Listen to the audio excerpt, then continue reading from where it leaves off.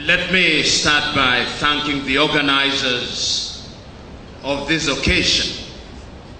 I've sat for a few minutes and I've been thoroughly moved. I've used the occasion to send a number of messages to my colleagues in Kenya that a powerful thing is going on in Uganda, and that in the fullness of time, we Kenyans and I hope East Africans must embrace what is happening in Uganda.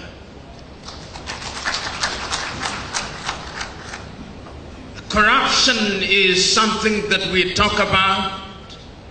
It is something that we complain about. It is something whose negative impact we recognize. It is something that even the corrupt acknowledge is a bad thing. But the irony and the tragedy at once is that those who engage in corruption love it. The tragedy at once is that those of us who do not engage in it directly accommodate it. Our levels of tolerance for corruption in Africa is amazing. A long time ago, a great Greek philosopher said that it is in the nature of man to hang the small thieves and to elect the great ones into public office. We do that in Uganda, we do that in Kenya, we do that in Tanzania, we do that in Africa. And that is why Africa remains the poorest continent on earth. I was this morning rereading a book which I commend to you, a book written by a young Zambian economist called Dambisa Moyo, the book called Dead Aid. And in the introduction in that book, there is a note which was found in the bodies of two young Guineans who died while trying to run away from Africa. Today, many young Africans are running away. Not so long ago, about 4 weeks to be exact, 300 young Africans drowned in the Mediterranean Sea in Lampedusa because they were running away from Africa. Not so long ago, about 3 weeks to be exact, another group of young Africans drowned next to the island of Malta because they were running away from Africa.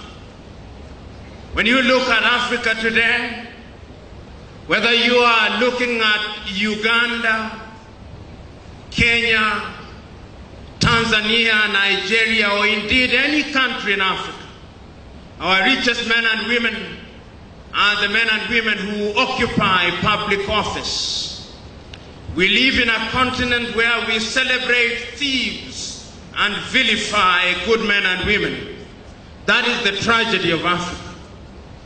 While every other continent in the recent past has moved in the right direction, Africa still remains, in the words of Tony Blair, as the scar in the conscience of humanity. We live in a continent today where, as the young man has said, our young women, upon attaining puberty, cannot afford sanitary pads. But our public servants have iPads which they do not know how to use. We live in a continent today where our leaders who preside over our health sectors have no faith in the health sector. When they are sick and their families are sick, they run away to seek treatment in Germany, in France, in the United Kingdom, in South Africa and India. Even our health ministers don't have faith in our health departments. We live in a country and countries today where the political leadership have no faith in the education sector. They bring unto us what they call free primary education or universal primary education, but they can never dare take their children to those schools. We live in countries where we claim that agriculture is the backbone of our societies, but we do not use technology to produce crops. Africans are dying younger than they were dying 50 years ago.